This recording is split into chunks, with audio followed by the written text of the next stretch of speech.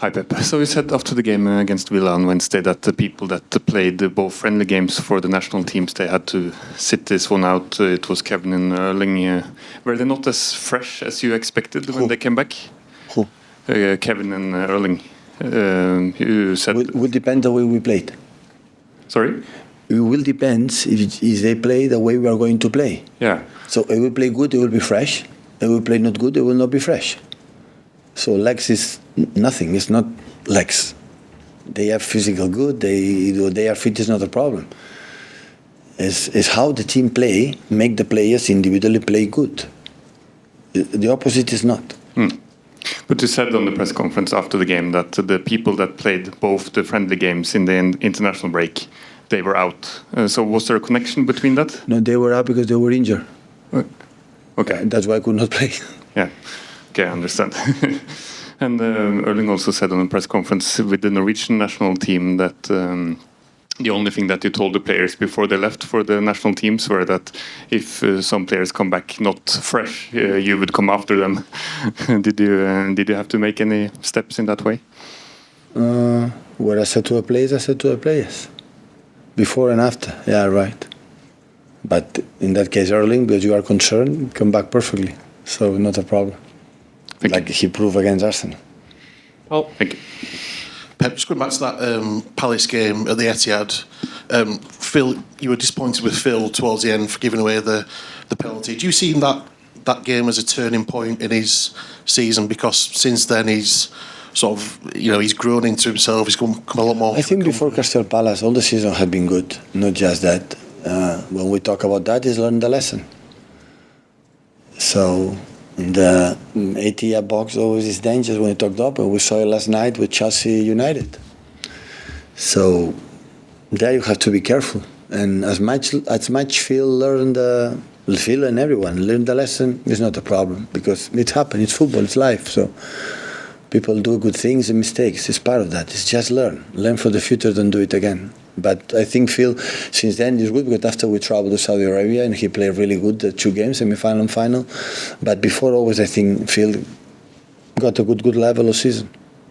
In terms of that particular point of his game, do you think it has improved this season, off the ball and composure in that aspect? Always have incredible work ethic. You see the last game he played, it was a fault, it was not given, go down, stand up, press, recover goal, net.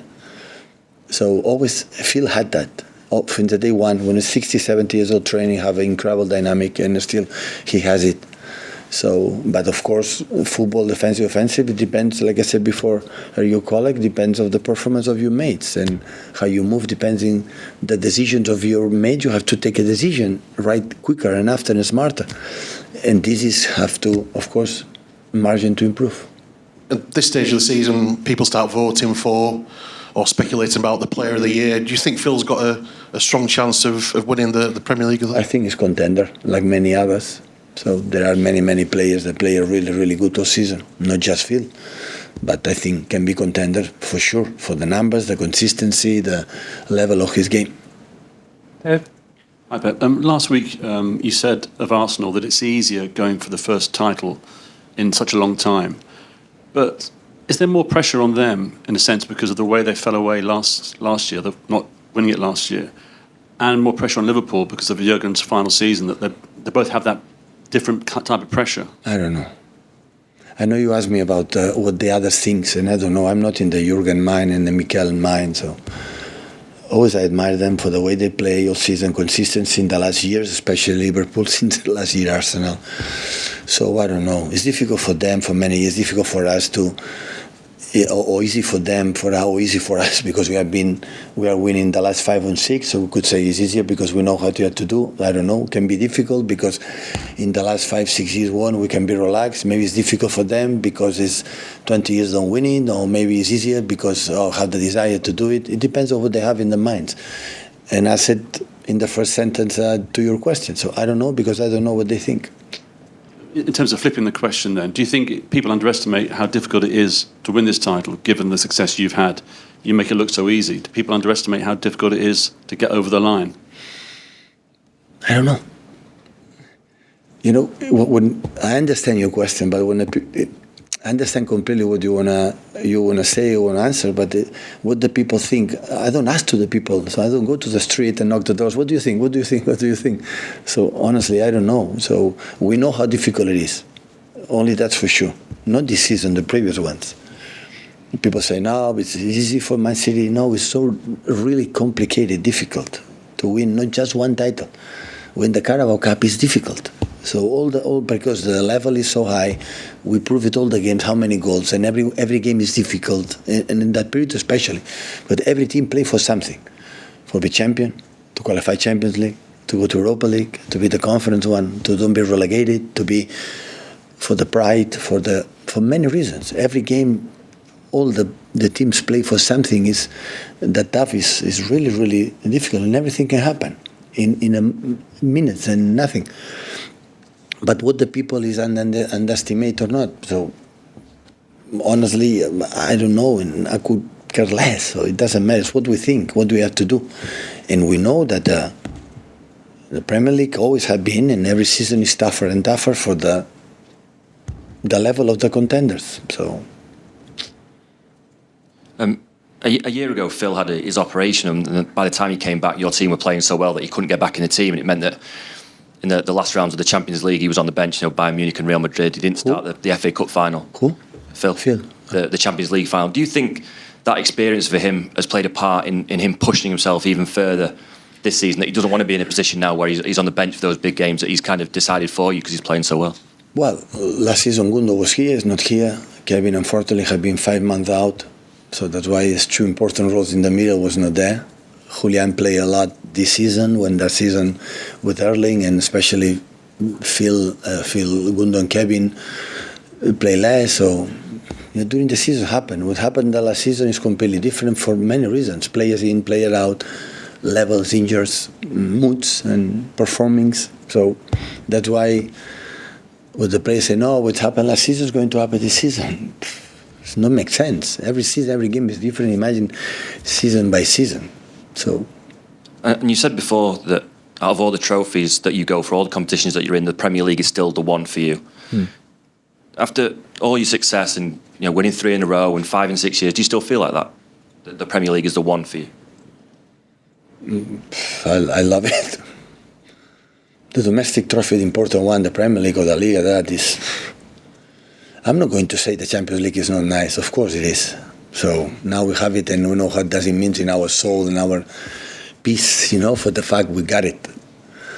But it's just the analysis, because it's more difficult. There are more games. It's, every week, 2-3 games. It's every week. And Champions League, of course, is important, but depends more for something maybe you cannot control, no? Both are incredibly important, but the Premier League is prove a lot. It means the mentality of the teams, they'll be there all the time for many, many years. For me personally, from maybe my education at home or whatever, it's to be every day you have to do the best, so that means a lot to us, to me personally. Pep, the 12:30 game on Saturday is a tough turnaround, but because you play before Liverpool and Arsenal, you get the chance you could go level with Liverpool on points. At this stage of the season, how important is it to put that extra pressure on when you can? Listen, from my experience in the past, when we play in the Liverpool especially, we play some days before, sometimes after, the result, the outcome was the same. So we have to win. So nothing changed much. So 12:30, we will play another day, we'll play later, so you have to win the same. So as much as you are distracted for these kind of things, we distract what really you have to do. And you have to, what we might do. And it's analyze Crystal Palace and win the game. And it's a pretty massive game against Real Madrid a few days later, but you sort of more confident than ever that your players are able to fully focus on Palace? Yeah, always have been like that. When we won the treble last season or arrived in semi-finals, when the Premier League is always was like that. So when we are 10, honestly, when we're playing 18 points in front of the second in the Premier League, I will take 2 eyes in Madrid. But it's not the case. We are third and not far away from top of the league, and if we drop points, will be almost impossible. So we have to win that game. And after we'll have, more time, not for the recovery, even for prepare. So I see few Real Madrid. I don't have much time, to see Real Madrid. But I said, so you are 10 months or 9 months fighting for the Premier League, and why should be distracted right now with this important game against Crystal Palace, where the distance is so close? Hi, Pep. Since Stefan's come in goal, from the moment he came on against Liverpool, he's done very well. When Ederson is 100% fully fit and ready to return to start, will it make your decision more difficult than normal of who does play? Yeah, Stefan is playing really good. So I have to think about it as well, how speak with Xavi, how it's really, maybe we'll give a little bit more time or maybe not. But we'll see. We'll see tonight, tomorrow. But we have the guarantee.